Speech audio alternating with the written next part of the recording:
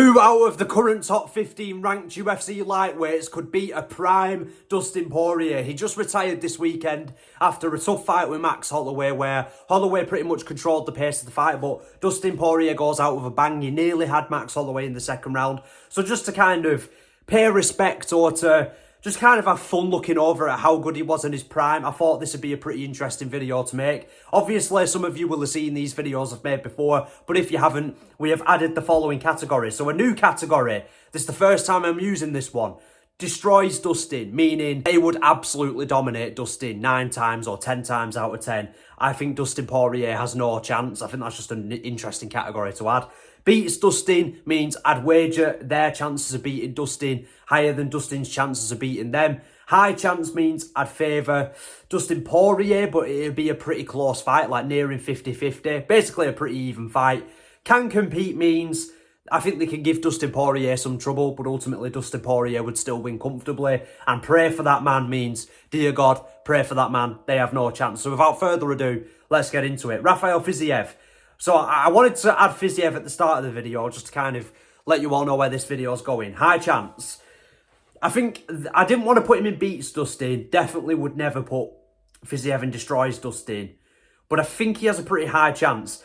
There are numerous ways Poirier in his prime against Fiziev could go, right? And what I mean by that is, Fiziev is a better technical striker than even a prime Dustin Poirier, in my opinion, all around. Like better knees, better round kicks to the body, better timing with his elbows. He has better, I would say, singular counter-punching than Dustin Poirier, but Poirier's better at counter-punching you, cracking you clean, then swarming you. Dustin Poirier is the best fighter, I think, maybe ever, or he's certainly up there. When he has you hurt, or when he lands on you clean, not admiring his work, especially in his prime. He, against Max Holloway, kind of did admire his work a bit too much. But in his prime, and this is the reason why he overdid Max Holloway in their second fight, was because he'd hurt you, and he'd swarm you, and he'd completely overwhelm you. Even if you weren't hurt, like when he caught Khabib clean, with that shifting southpaw into orthodox right overhand. When he caught Khabib clean, the way he swarmed Khabib, he was just so good at it, man. He was so good at swarming you and just testing the waters to see how hurt you were. And I think that'd unsettle Fiziev a lot in this fight. Fiziev can fight at a high pace, like he did with Justin Gaethje, but Poirier's placement of his boxing shots and his combinations are a lot more fluid than Gaethje's and less telegraphed. Especially in his prime, he could feint and set up his shots a lot better, but while keeping it at a very erratic sort of pace that I think could unsettle Fiziev. That being said, Poirier would leave defensive gaps open when he does come forward for Fiziev to land. And the round kicks to the body would be a problem for Dustin to deal with. And especially if Fiziev moves into southpaw, the low calf kicks. He'd be able to land them pretty well. When Poirier's especially thrown a combination burst, look to reset, Fiziev moves into southpaw and takes that lead leg out a little bit. I could see that happening. This would be a very technical, close fight.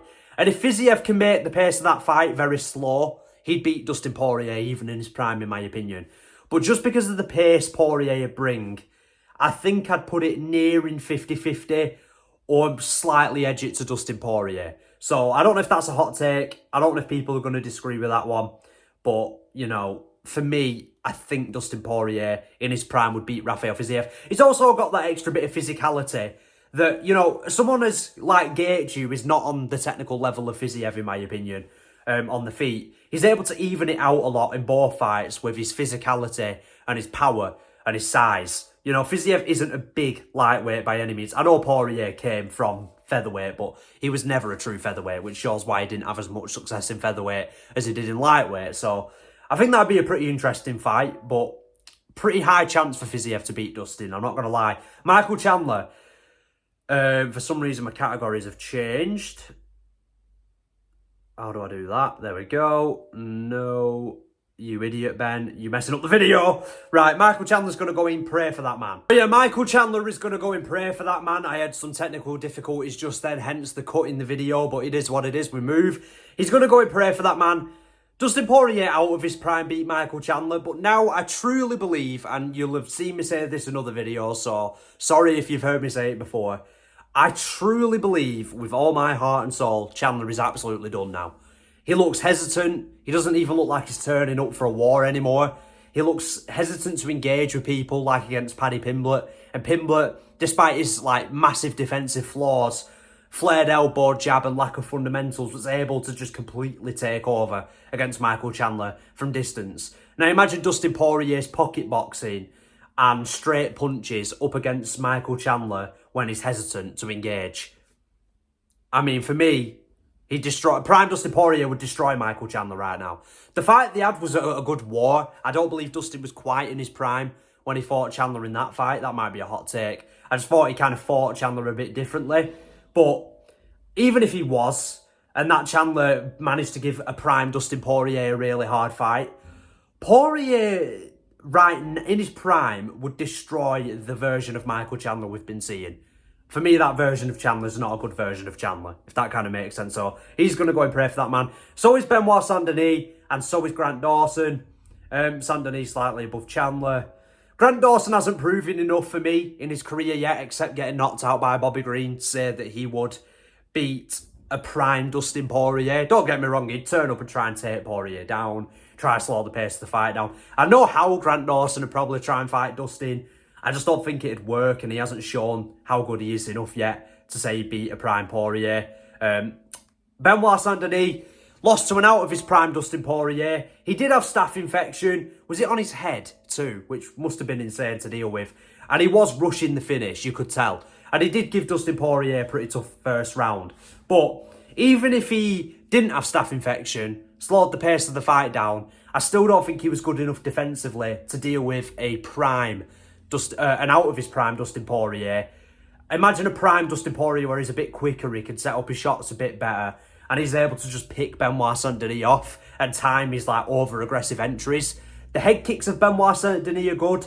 Like he can shoot a right hand and fade off with a right high kick. So those are things that, a left high kick, pardon me. So those are things Dustin Poirier would have to look out for. But I don't think Dustin Poirier would lose in his prime to Benoit Saint-Denis. Out of his prime, you beat Benoit Saint-Denis. I get the staph infection, but for me, nah. I just don't see Benoit doing it. Renato Moicano is also, and this could be a hot take, going to go and pray for that man, prime Dustin against Renato. Don't get me wrong, Dustin Poirier can be out-grappled by Renato. Renato does have better jiu-jitsu, but it's not... Unless he hurts Poirier, then gets him down, he could submit him. I don't see him submitting a fresh Dustin Poirier. Renato Moicano doesn't have the athleticism. You'll see a lot of these other wrestlers I mentioned in this video that Renato Moicano isn't as athletic as those. He doesn't have the same kind of chain wrestling. He has great jiu-jitsu, but he doesn't have the level of chain wrestling, I think, to give Dustin Poirier too many problems. He is pretty long, Moicano, and pretty tall, but I think Poirier's straight left-handed be there. Moicano, he is a bit chinny in certain areas of his game, and ultimately, I think Dustin Poirier, in his prime, would for sure destroy Renato Moicano right now. And Renato's not a young guy either, you know what I'm trying to say? And whenever he has made that step up, he's just not quite being at that level. We love Money Moicano, but that's just the truth. Paddy Pimblett can compete, but nearly put him in prayer for that man. I love Paddy Pimblett, I do. I do need to see him prove more in his career against prime, high-level opposition. But Poirier's boxing, stylistically, is a nightmare for Paddy Pimblett. Now, Paddy Pimblett is very athletic, so I won't put him in beat prayer for that man. He's also very powerful, and if he can make an ugly fight where he's shooting in on Poirier, landing low calf kicks from distance, coming in unorthodox, I think he can land something unorthodox that could give Dustin Poirier a bit of trouble and maybe hurt him on the feet, because Paddy's got quite a lot of power, but Poirier had a great chin in his prime. Pretty good defence, pretty good guard too. The flared elbow jab against Poirier would see coming pretty easily, and I think he'd be able to start setting up counters off that like his straight left hand, or maybe even draw Paddy in, flaring it, and then Poirier can burst forward into that shifting southpaw to orthodox right overhand. And Paddy's shown he doesn't angle off on shots that well. He moves back in straight lines with his chin in the air, and that trademark move Poirier has that we've all seen many times, I think would be money against someone like Paddy Pimblett. Once Poirier starts timing Paddy's kind of fundamental lacking kind of entries. I'm not trying to shit on Paddy Pimblett, but I just think stylistically, unless Paddy gets it to the ground, where Paddy is bigger than prime Dustin, and he has better jiu-jitsu, and he's very dangerous there, because he can get Dustin Poirier to maybe build to his base against the fence and maybe give his back or something like that. He wouldn't have an easy time finishing him, but he certainly has the jiu-jitsu to finish Dustin and the athleticism to get him to the ground. So unless Paddy can make this a really ugly fight and unsettle Dustin's momentum, I think prime Dustin Poirier's boxing would be way too much for Paddy Pimblett. And I love Paddy, I'm English. I'd love to pick Paddy against a prime Dustin. But styles make fights, and ultimately, man, he is bigger than Dustin, but you need more than that. I think Dustin Poirier's boxing would be way too much for Paddy Pimblett to handle. And he's got a lot of power that Paddy just couldn't tank forever. I really don't believe that. I know Scousers don't get knocked out, but trust me, that fight would be a big test on that theory. Dan Hooker, right now, can compete slightly above Paddy. Right now, I don't think Dan Hooker's in his prime. He's toughing it out a lot in his career at the moment. He managed to beat Mateusz Gamrot. I thought Gamrot won that fight, but it was, it wasn't a robbery. It was pretty close. I just think Gamrot was never going to get a decision over Dan Hooker in a close fight like that. That's my kind of theory on it. He beat Jalen Turner in a pretty good fight where he got badly wobbled. Understandably so, it was by a head kick. He still has a pretty good chin, unless it's against someone like Michael Chandler. Chandler was just his kryptonite because he has ridiculous amounts of power. He can be KO'd though now, and he has been in a lot of wars.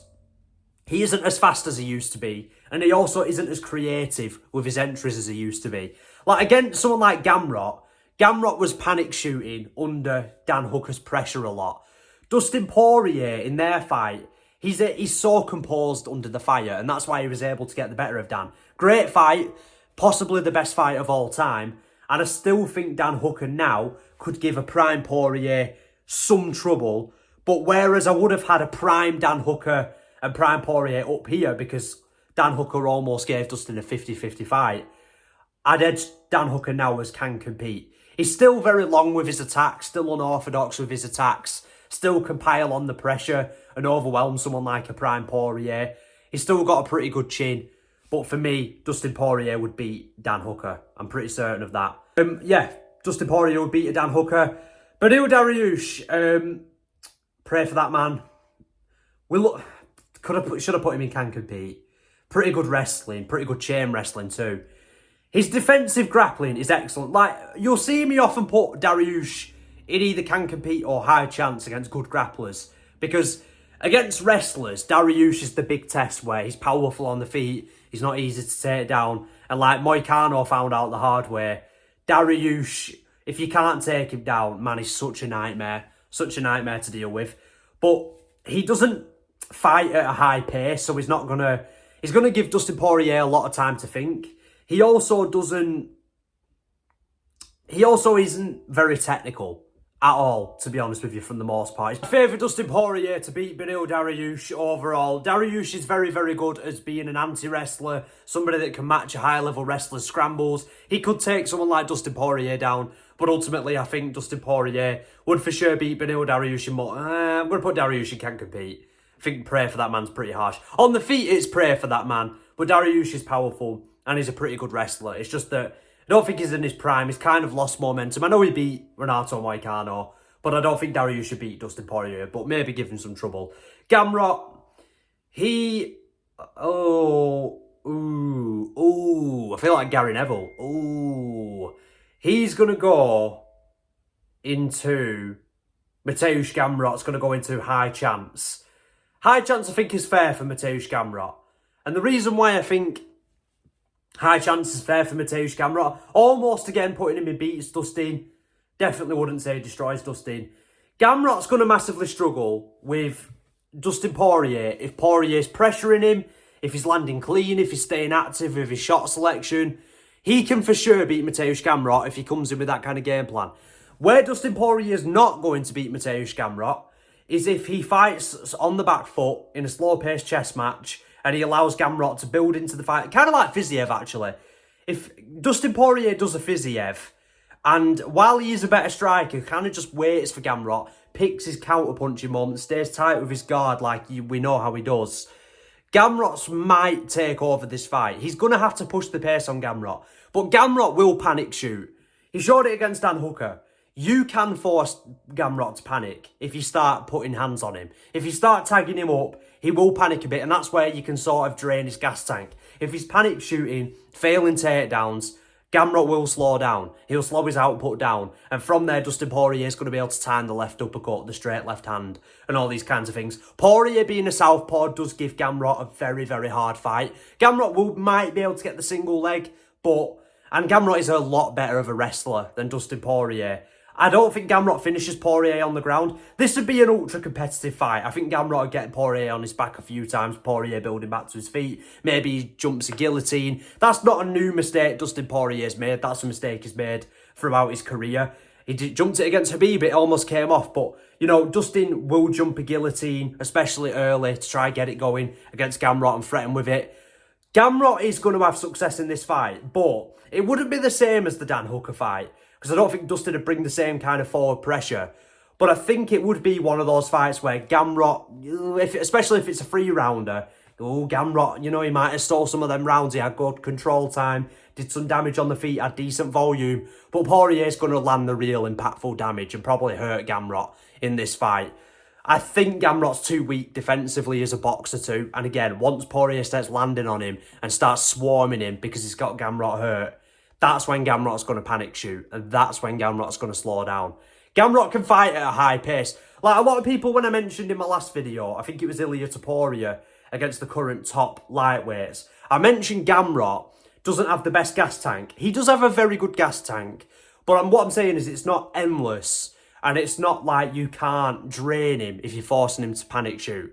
And I think Dustin Poirier could certainly do that. Gamrot can still fight high output when he's tired, but he becomes a lot more sluggish and obvious with his entries. And his striking becomes extremely sloppy, which is naturally going to because he's more tired.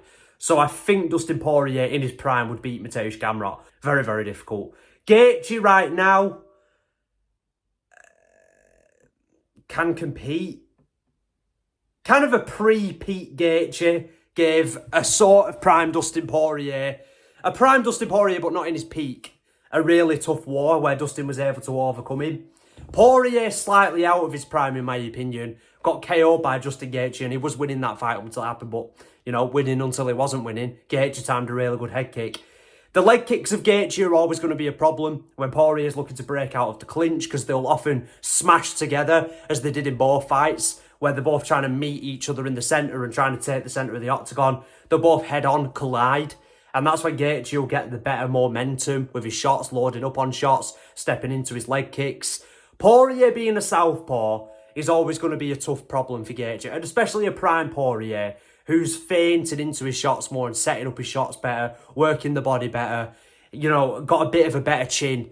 Poirier in his prime, I think, would beat Gaethje currently. And on a technical level, Gaethje's got Trevor Whitman in his corner. Because from a striking point of view, Gaethje's able to do well because he follows Trevor Whitman's instructions. And Trevor knows how to keep Gaethje in that middle ground between not being too tentative, where he's being too technical, and that allowing him to go to war and kind of slug it out a bit, but maintaining that little bit of composure that was missing when he fought Poirier the first time. And that's why he was able to find the head kick, ultimately, in the second fight. But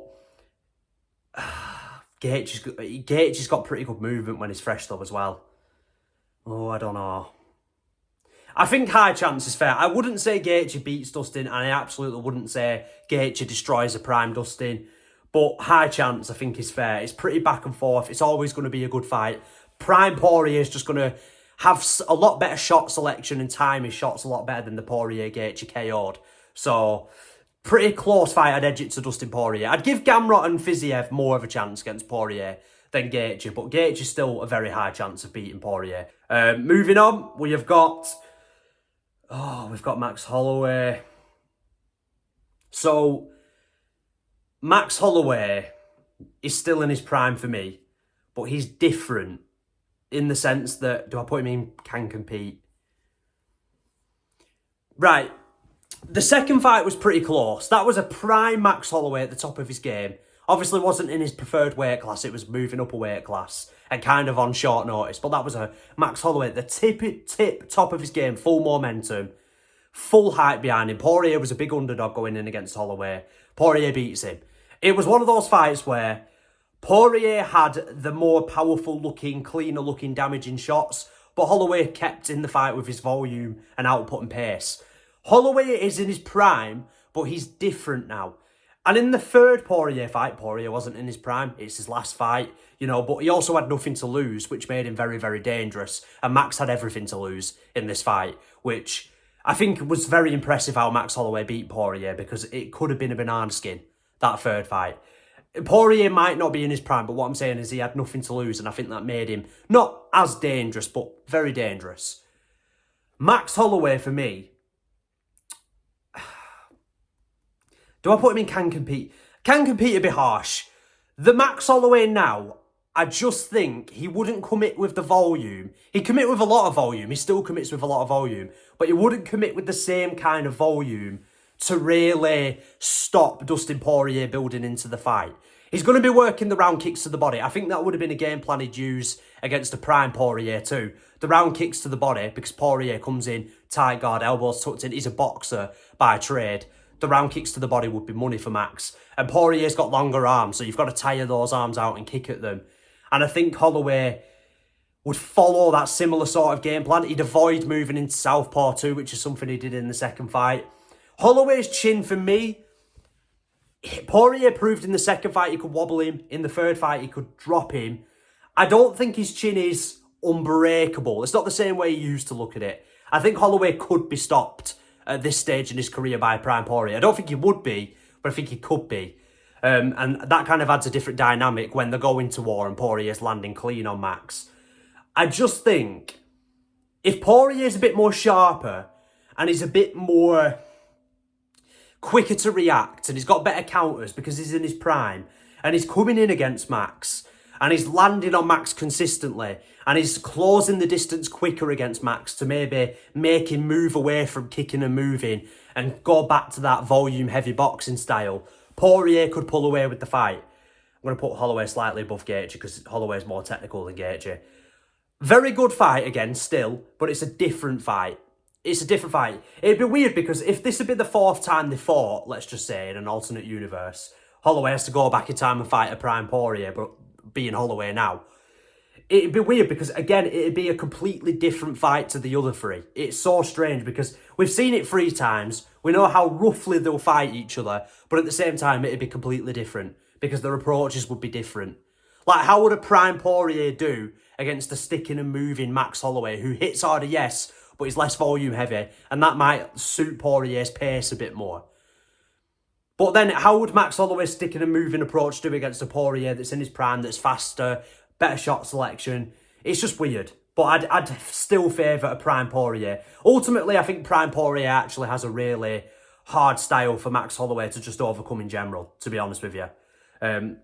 Slightly longer reach, short and compact, southpaw. He just had a hard style for Max Holloway to deal with in his prime, to be honest with you, in my opinion. Arman Tsarukyan, he's going to go up into beats Dustin. Better chain wrestling, more athletic, powerful on the feet, dynamic with his kicks. Absolutely nowhere near the level of boxing Dustin Poirier has. He has a pretty good jab. Poirier's a southpaw, he can parry it with his lead hand. Poirier would probably give up the front foot in this fight a little bit. It is that thing though, if Poirier lands on Arman, he can absolutely hurt him and drop him and finish him. So Poirier has a big power advantage in this fight, but Arman's very fast. People sometimes underestimate Arman Tsarukyan's speed, I feel like. He is very fast. I wouldn't put Arman in destroys Dustin. I think he'd beat him though. I'd give it like a 65-35% chance Arman, or 70-30% chance for Arman. Better chain wrestling. The chain wrestling would be a nightmare for Dustin. He can capitalise on Dustin's mistakes on the ground. He is a submission threat, or he also has pretty good ground and pound too. And he's not a staller on the ground either, Arman. He likes to secure his position, but you'll see him midway through the round or near the end of the round look to get damage off. So that'd be a problem for Dustin.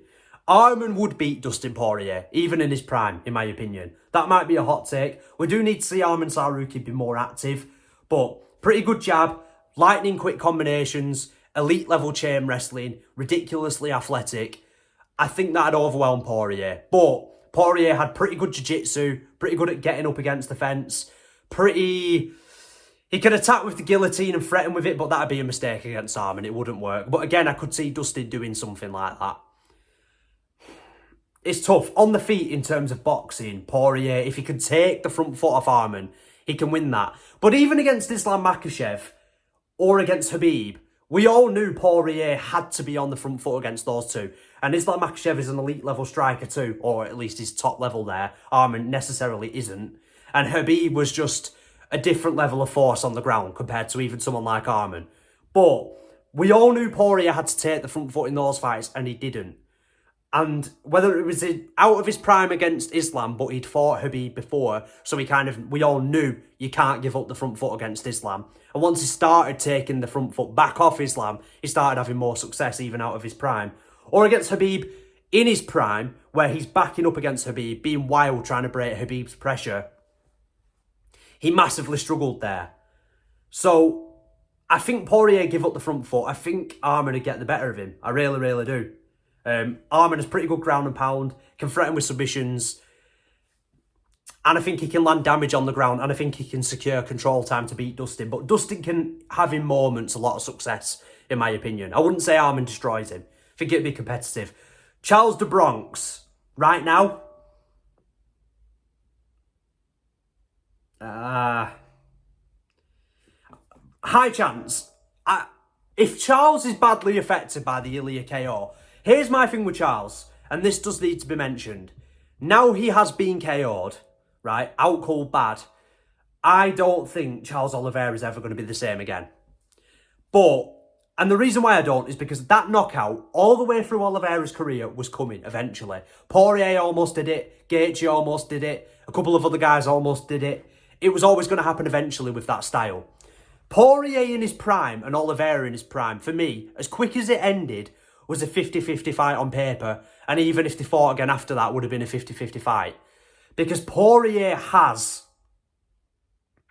the combination punching to give Oliveira trouble. It's just he didn't quite have the follow through to go to the ground with Charles and maybe end up in full guard and wrist being triangled or anything like that. Oliveira at this stage in his career too, he also has that added layer of wrestling that could absolutely work on Dustin. Dustin could not afford to jump a guillotine against Charles. He could not afford to do it. He can't make any mistakes, can't give his back to Charles.